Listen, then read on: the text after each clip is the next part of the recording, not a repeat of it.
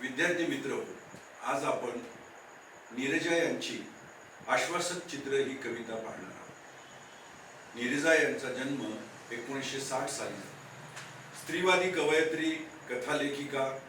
त्यांचे निर्वयन, वेना, स्त्री गणेशा, निरंतरकाचे पक्षी हे कविता संग्रह, जे दर्पणी बिंबले,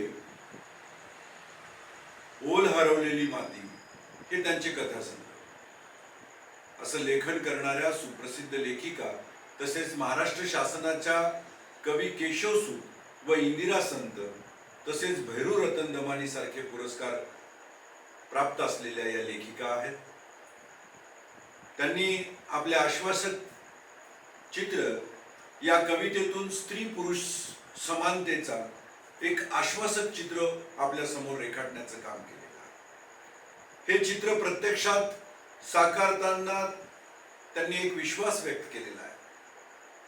हा त्यांच्या कवितेतून व्यक्त होणारा विश्वास सार्वकालिक स्वरूपाचा आहे। स्त्री पुरुष समानतेचं मूल्य रुजवणारी अत्यंत चिंतनशील अशी ही कविता आहे। कवयित्रीने प्रस्तुत कवितेमध्ये चित्रित केलेले स्त्री पुरुष समानतेचे मूल्य सर्व विद्यार्थ्यांमध्ये संक्रमित व्हावे, रुजावे या उद्देशानेच पाठ्यपुस्तकात या कवितेचा समावेश केला। पाहूया प्रत्यक्ष कविता आश्वासक चित्र। तापलेल्या उन्हाच्या आडोशात बसून खेळते आहे एक मुलगी केव्हाची। मी पाहत राहते तिला माझ्या घराच्या झरोक्यातून। ती मांडीवर घेते बाहुलीला एका हातात, थोपटत तिला चढवते आधन भाचाचं भातुकलीच्या इवल्याशा गॅसवर। अर्थातच या ओळीमध्ये आपल्याला नीरजाताई सांगतात, भातुकलीचा खेळ। मुलगी आपल्या मांडीवरती लेकराला घेऊन जोजवते। इतकंच नव्हे तर ती सर्वसामान्य स्त्री ज्या पद्धतीने वागते ते चित्र आपल्या घराच्या झरोक्यातून नीरजाताई पाहतात। त्या पुढे असं म्हणतात, बाजूला खेळतो आहे मुलगा हातात चेंडू घेऊन, खूप उंच उडून चेंडू नेमका झेलतो तो हातात। मुलगी पाहत राहते कौतुकानं त्याच्याकडं आणि अचानक बाजूला ठेवून बाहुलीला ती जवळ जाते त्याच्या।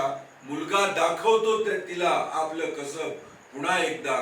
मुलगी चेंडू मागते त्याच्याकडं, तेव्हा तो हसून म्हणतो, पहा इथं ती मुलगी जेव्हा त्या मुलाच्या कसबाकडे पाहते की तो उंच आकाशात चेंडू भिरकावतोय आणि अलगदपणे हातात झेलतोय। हे चित्र जेव्हा त्या मुलीला दिसलं तेव्हा ती मुलगी कुतूहलाने त्याच्या जवळ जाते आणि त्या मुलाला म्हणते की पाहू तो चेंडू। पण मुलाला हसू येतं आणि तो म्हणतो, तू भाजी बनव छानपैकी पाल्याची।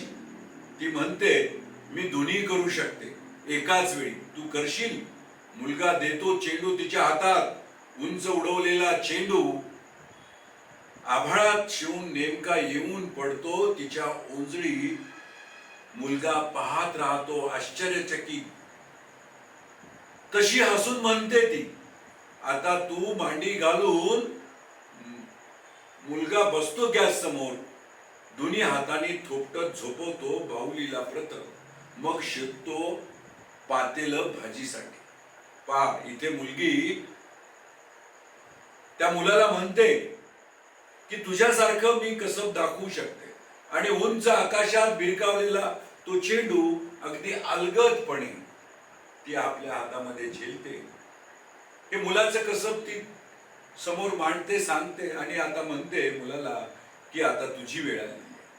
आणि तोही बसतो गॅस समोर आपल्या मांडीवर बाहुलीला घेऊन आणि आधनाचं पातेलं शोधू लागतो। आणि म्हणून नीरजाताई असं म्हणतात, हळूहळू शिकेल तोही आपलं कसब दाखवायला।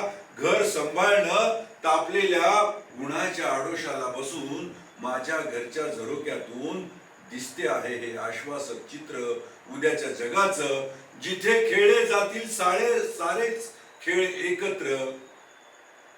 भातुकलीतून प्रवेशताना वास्तवात हातात हात असे दोघेही ज्यावर सहज विसावेल बाहुली आणि चेंडू जोडीनं.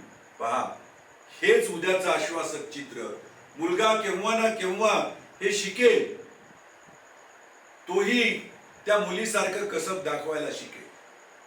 आणि ज्या पद्धतीनं मुलीनं मुलाचा खेळ अगदी चेंडू अलगत वर उचलून जसा झेलला, तसाच हा संसार चालवण्याचं काम हा मुलगा सुद्धा नक्कीच एक दिवस करेल. असं हे समानतेची मांडणी नीरजाताईंनी आश्वासक चित्रामध्ये केलेली आहे. आणि उद्याचं आश्वासक चित्र या दोघांच्या हातावरती बाहुली विसावलेली आपल्याला केव्हा ना केव्हा दिसेल. आज प्रत्यक्षात सुद्धा संसाराचा गाडा दोघेही ओढताना आपल्याला दिसतात. नीरजाताईंना हे 1960 साली दिसलेलं आश्वासक चित्र आज आपण प्रत्यक्ष वावरताना पाहतो. यापेक्षा वेगळं या आश्वासक चित्रातून आपल्याला काही दिसणार नाही. मला वाटतं इथे स्त्री पुरुष समानतेचा हा संदेश आपल्यामध्ये संक्रमित व्हावा, रुजावा, हाच उद्देश नीरजाताईंचा आहे. धन्यवाद.